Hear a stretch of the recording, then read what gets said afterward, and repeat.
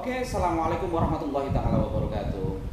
Assalamualaikum. Alhamdulillah malam hari ini Main Mata Coffee kedatangan bintang tamu yang viral, yang cantik, dan tapi aku melihat ada sesuatu awan kelabu di aura wajahnya. Zeda Salim. Oke, assalamualaikum Zeda Salim. Waalaikumsalam warahmatullahi. Alhamdulillah. Gimana Zeda kabarnya? Alhamdulillah ala kulli hal baik insyaallah. Amin amin Allahumma amin. Zeda. Kamu kan, aku kan ngikuti ya. Jadi aku juga tergabung dalam aliansi pecinta ulama Nusantara kan. Cuman kita di sini ingin nanya lebih detail lagi dari yang kemarin mungkin belum ditanya gitu. Gimana sih awalnya kamu dengan Aji ini? Ketemunya dan lain sebagainya gitu loh.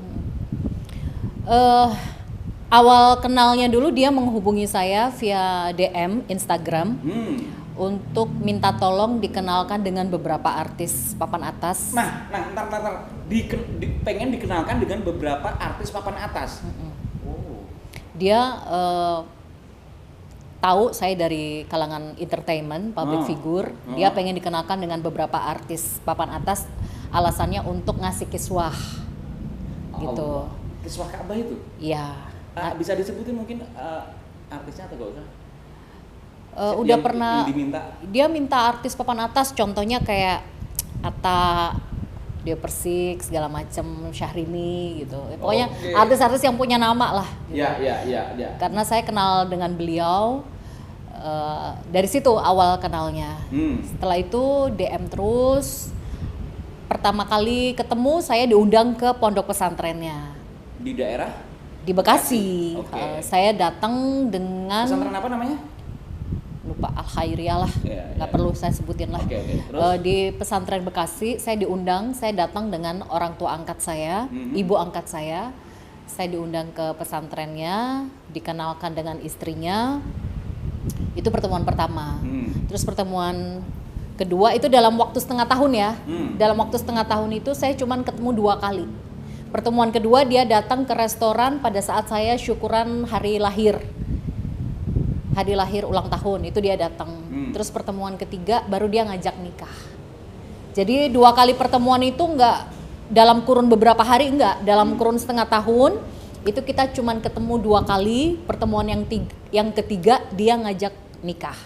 Pertanyaan gitu. Saya kan kamu public figure, apalagi kan kamu juga pernah bergerak di dunia jurnalis kan, yang akrab dengan 5W 1H mengapa bagaimana pokoknya interogasi lah. Kok secepat itu 2 kali pertemuan terus kamu mengiyakan gitu? Sebenarnya 2 kali pertemuan itu saya sudah berusaha untuk mencari tahu tentang dia. Ya di internet, di YouTube, bagaimana track recordnya dia. Saya bertanya dari habaib ke habaib, bagaimana track recordnya dia, semuanya baik. Apalagi dia muridnya IB katanya ya, IB HRS ya, imam besar. Saya melihat track recordnya kok nggak ada cacat gitu, nggak ada dia main perempuan kah, dia ceramahnya sesat lah, belum ada waktu itu, masih bersih. Dan saya juga sudah memperkenalkan dengan orang tua saya juga sudah mempelajari, merestui, ya sudah lah nak, kamu kan hijrah, ya sudah insya Allah ini suami soleh mengajak kamu menikah, berarti kan ini memang takdir Allah. Ya sudah diterima aja, dia laki-laki baik, laki-laki soleh. Ya sudah, dengan beberapa pertimbangan saya melakukan sholat istikharah, minta petunjuk Allah segala macam. Dalam jangka waktu setengah tahun lebih itu kita hanya ketemu 2 kali. Akhirnya dia minta saya untuk menikah gitu. Ya sudah, akhirnya kita menikah di Bogor dengan saksi dan wali yang memberikan restu. Ya, kemarin aku kan dengar kamu podcast ya di salah satu channel besar. Kamu bilang di situ nggak boleh ngambil gambar segala macam. Kamu nggak tanya, gitu, nggak ngejar apa rasanya? Gitu. Ya, saya berpikir karena saya positive thinking aja ya. Sebenarnya itu udah ada rasa curiga.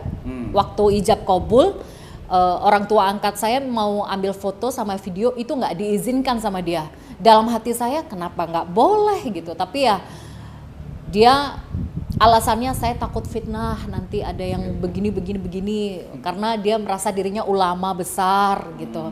Nanti takut ada yang memfitnah dengan adanya video. Ya sudahlah, saya coba husnuzon ya, bersangka baik. Cuman itu adalah titik awal saya udah merasa ada yang nggak beres gitu.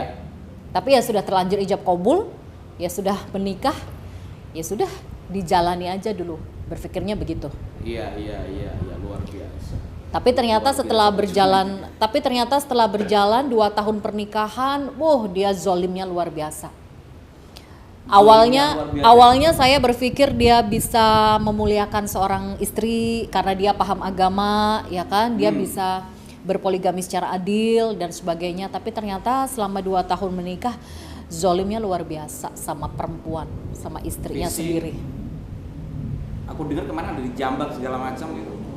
Itu saya sudah nggak mau bahas itu lagi ya. Itu karena khawatirnya kan orang memaknai mana buktinya. Itu membuka luka saya. Tapi yang pasti surat dari Komnas Perempuan ada banyak kekerasan, di antaranya kekerasan seksual, kekerasan psikis, kekerasan ekonomi dan penelantaran. Oke, sekarang saya fokus ke kekerasan ekonomi. Yang kamu maksud apa itu? Kekerasan ekonomi ya tidak memberikan nafkah. Tidak memberikan nafkah. Tidak. Tapi kalau batin dia mau? Ya sesuka-suka dia. Oke. 3 bulan sekali, 2 jam, 3 jam ditinggal. Ini maaf Jida ya, maaf. Aku teringat, aku kan suka mengkaji sejarah ya. Dulu kan ada namanya kisah Jugun Lianfu ya. Jadi budak seks tentara Jepang itu hanya untuk melampiaskan syahwat tentara Jepang, tapi paling tidak mereka tidak mengklaim sebagai agama gitu loh. Kedua, mereka masih kasih makan gitu loh. Ini kan lebih kejam. Secara nggak langsung kan lebih kejam daripada Jugun Lianfu gitu loh. Iya.